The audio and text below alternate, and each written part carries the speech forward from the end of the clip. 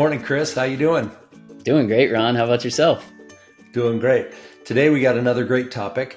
We're going to dive into this, and this can cover both B2B and B2C today, and D2C and all the others you want to talk about. But today we're going to talk about order history and order status. That is one that every single phone call I've been on the entire time I've been here, everybody calls and they say one of the most important things we want is updated order status. And so today we're going to talk about order status and how it's affected and how it can be included and should be included in your platform. So let me go ahead. I'm going to turn it over to you and let you give your 2 cents on what you think about order status. And then I'll kind of come back in from a sales perspective and marketing and add my 2 cents after you give your 98 cents. Absolutely.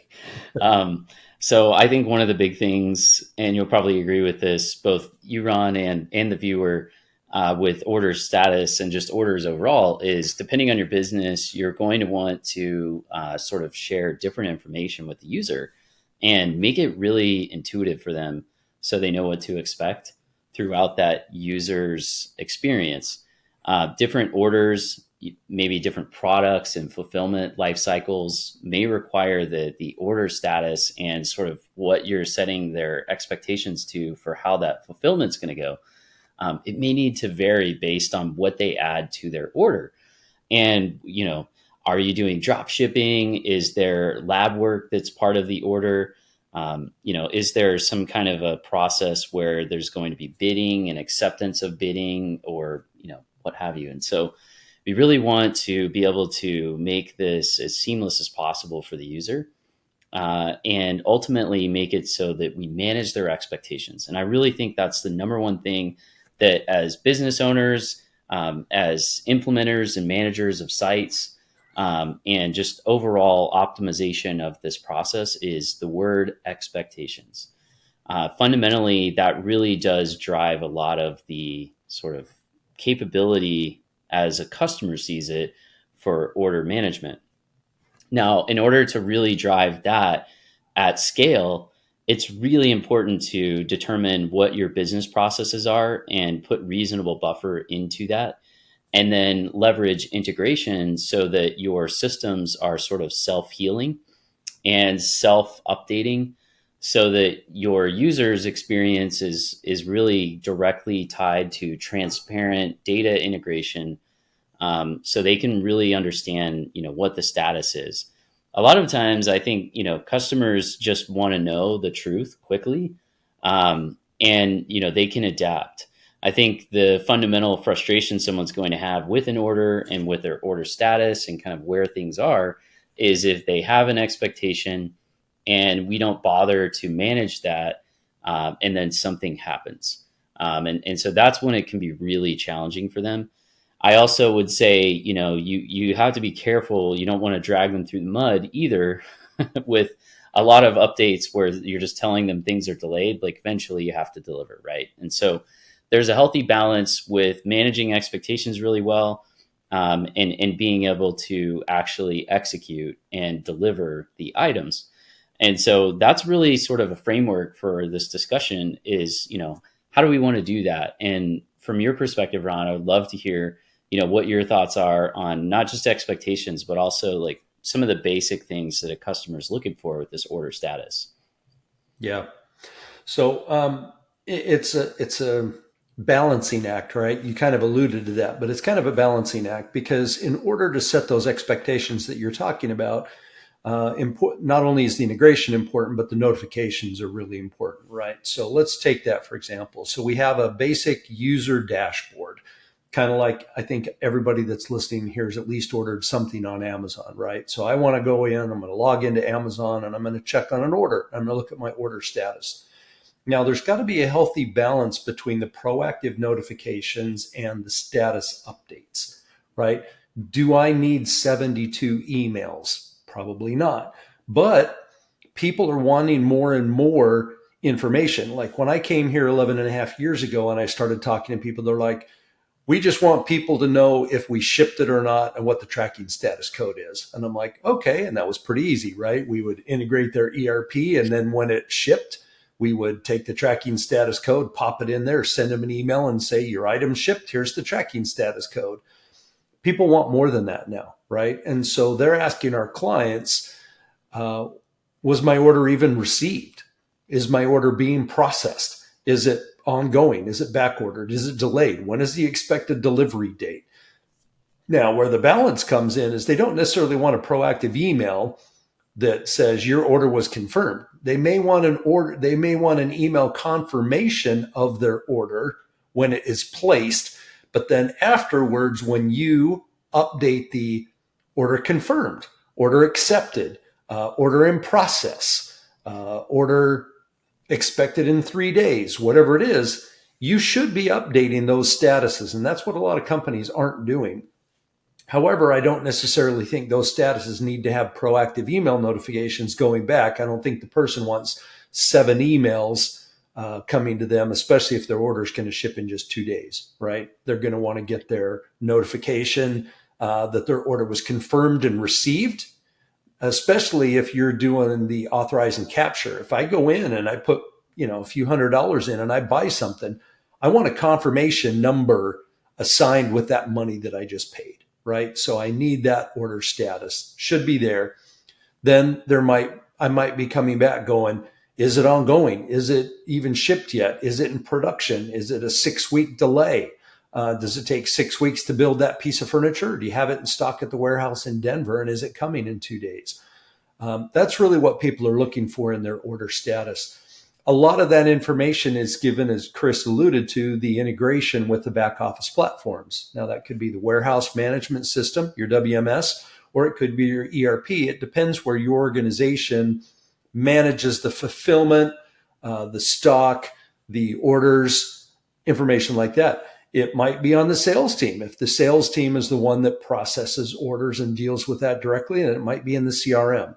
So when Chris was talking about the integration, it's really talking about integrating the applications where your staff manage the orders, right? Anything you want to add to that, Chris, especially when we're talking about the integration stuff? I think that's great. I think that's perfect. Well, what I'd love you to add then, we'll kind of tie this off. This is kind of a quick topic today, right?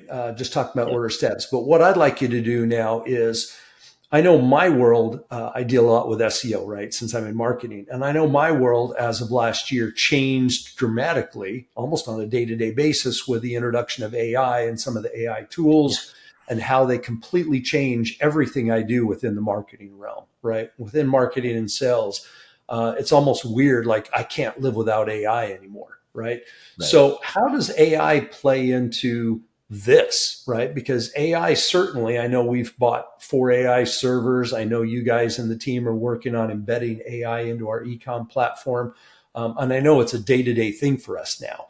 So why don't you talk just briefly to the audience about the role of AI in orders management and how it can either enhance, fix, or improve order status, ordering, and a company's ability to service their clients? Yeah, that's a great question because whenever you think about traditional ordering and what I was talking about earlier with expectations and just generally you were referring to as ideally we're updating everything with the status but not necessarily overly notifying someone. AI is really powerful in this domain of sort of, having this latent ability to give a lot of depth and transparency, but not overwhelming someone and being adaptive to them. What we're seeing a lot of with AI is incorporating it into conversational AI that can interact via different modalities. So voice, so this could be phone or like a voice chat, traditional chat, chatbot type of a scenario, email, and etc. And ultimately, text, etc. Giving the customer the capability to, in whatever sort of medium they're accustomed to or prefer, be able to securely interact like they would with a live customer service rep and basically have domain specific and business specific processes and sort of policies, even vendor specific policies that are incorporated into the training that we give to the AI so that it knows what your business practices are and can help establish those with the customer. Um, AI is not perfect yet.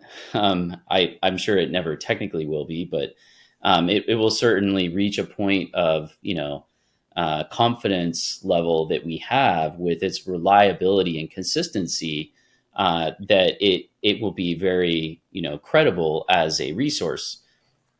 For now, one of the best ways to sort of, optimize to that in the short term and give a great experience using AI to provide customer support, or certainly first line of customer support, is to train the AI on your business and then have it essentially have a sort of rewards based system for taking feedback from real interactions and then sort of self training through that process.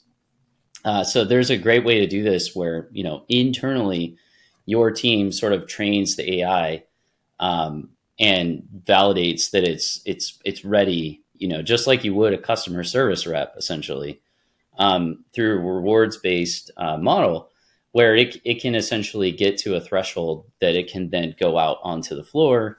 And the beautiful thing about AI is you can scale it up and you can make it consistent across all of your customer experiences. So your customers are going to sort of get this, continually improving customer service rep. So let me give a few examples now.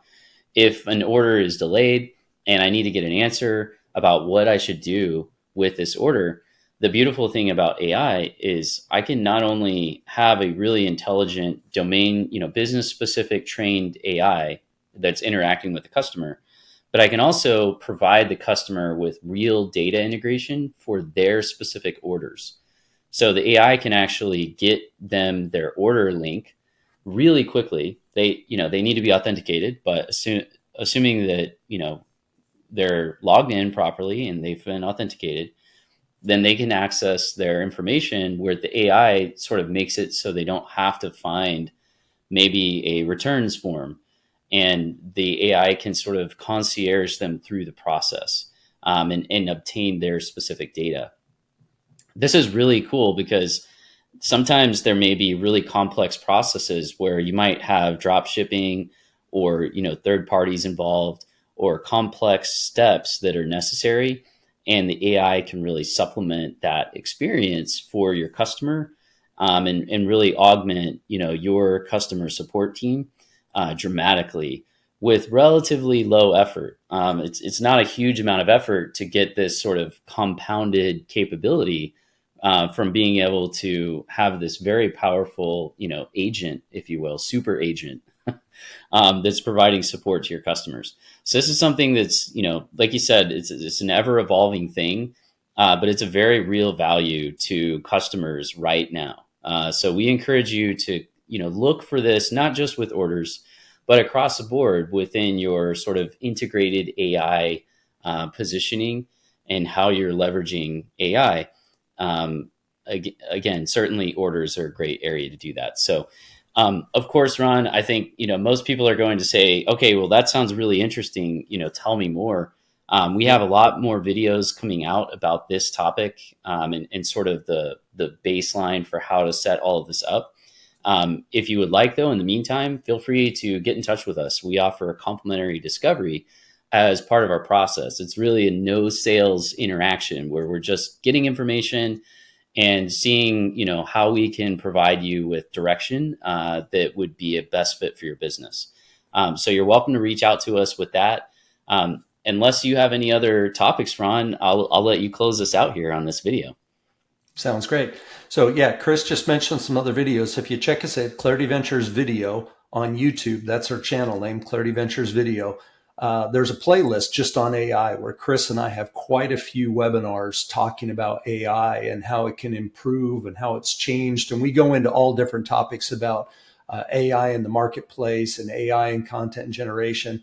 And even when Chris was just talking about AI supplementing your support, that can be in both in the web format when they go to the web as a guiding tool. It can also be in voice. Matter of fact, the last 2 AI projects we just did were for medical companies where AI is now taking over, answering the phone, where people and patients can ask very complex questions. And because it's scoped within their practice and what they handle, it was relatively easy for us to train the AI tools to answer and be able to respond to those properly. So we'd love to talk to you. Go ahead and hit us at clarity-ventures.com.